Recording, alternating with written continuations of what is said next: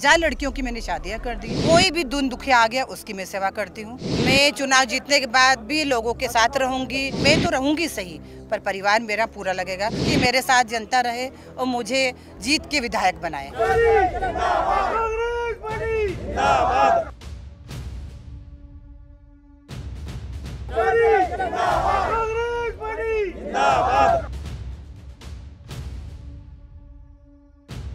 तो धार विधानसभा वो hot seat जिस पर लगातार हम जनता से जान रहे हैं कि आखिर उनके मन में क्या है, और आज हमने उस महिला को पकड़ लिया है जिसके बारे में 80% लोगों का कहना है कि हम इन्हें ही वोट देंगे। यानी कि मेरे साथ इस वक्त धार की प्रत्याशी हैं प्रभा गौतम जी, जिनके बारे में जनता का कहना है कि ये हर समय आसानी से उपलब्ध हो जाती है, और हम भी कहेंगे क्योंकि हमने भी जब इन्हें रोका तो ये आसानी से हमारे लिए भी रुक गए। नमस्कार प्रभा गौतम जी, आपका बहुत बहुत स्वागत है वीके न्यूज़ में। प्रभा जी, आप धार विधानसभा में चुनाव में उतरी हैं, आपको क्या लगता है कि ये सीट आपको क्यों जीतनी चाहिए, और अगर आप जीत गई तो यहाँ क्या विकास करेंगी? मैं प्रभा पानकुल सिंह गौतम बोल रही हूँ।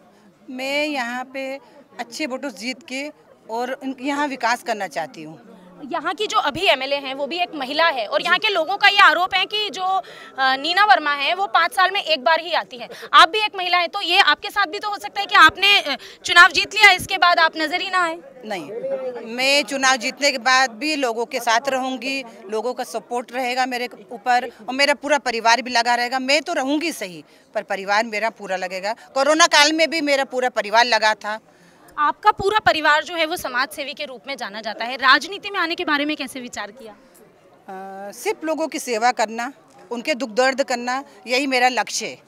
लोगों का कहना है कि जब आप सत्ता में नहीं भी थी तभी भी अगर आपसे किसी भी तरह के कोई सवाल किए जाते थे या किसी तरह की कोई मांग की जाती थी तो आप उन मांगों को पूरा करने के लिए उनके लिए खड़ी होती थी। कोरोना काल का आपने जो जिक्र किया वो बिल्कुल ठीक है, क्योंकि जब हम जनता के बीच में थे तो ये पहली ऐसी विधानसभा है, हम पूरा चुनावी यात्रा निकाल रहे हैं उसमें, जहाँ पर एक तरफा लोग ये कह रहे हैं कि प्रभा जी आसानी से उपलब्ध होती है और उनका परिवार।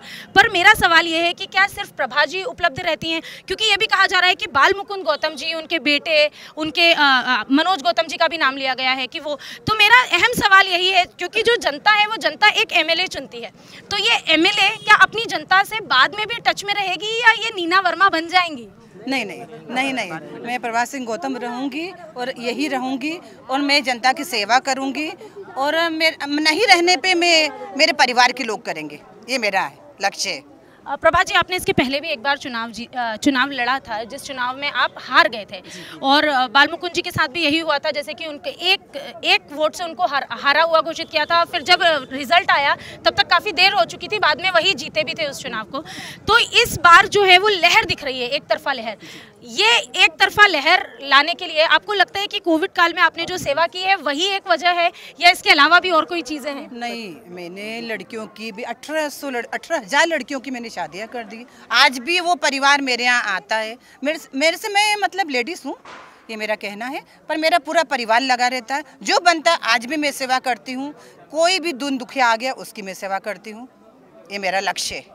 अगर आप विधायक बनती है, सबसे पहला जो काम है वो आप क्या करेंगे? अभी हम पीथमपुर विधानसभा क्षेत्र में हैं, तो हम इसी विधानसभा के हम धार विधानसभा के पीथमपुर क्षेत्र में हैं, तो हम इसी के बारे में बात करते हैं।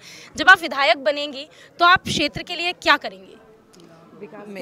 विकास का काम करेंगे। और पहला काम क्या करेंगे इसे अभी तो डिसाइड नहीं है। अभी तो जनता की दुख दर्द सहानुभूति में चाह रही हूँ कि मेरे साथ जनता रहे और मुझे जीत के विधायक बनाए। तो ये थी हमारे साथ प्रभा गौतम, जिनका कहना है कि अगर वो चुनकर आती हैं और विधायक बनती हैं तो वो इस क्षेत्र का विकास करेंगी। इस क्षेत्र को विकास की कितनी आवश्यकता है ये हम आपको ज़रूर दिखाएंगे, और दिखा भी चुके हैं। अभी हम धार विधानसभा क्षेत्र में ही हैं, और आगे भी यहाँ के लोग क्या कहते हैं, किस क्षेत्र में क्या स्थिति है, इससे हम आपको बताते रहेंगे, हम वाकिफ कराते रहेंगे।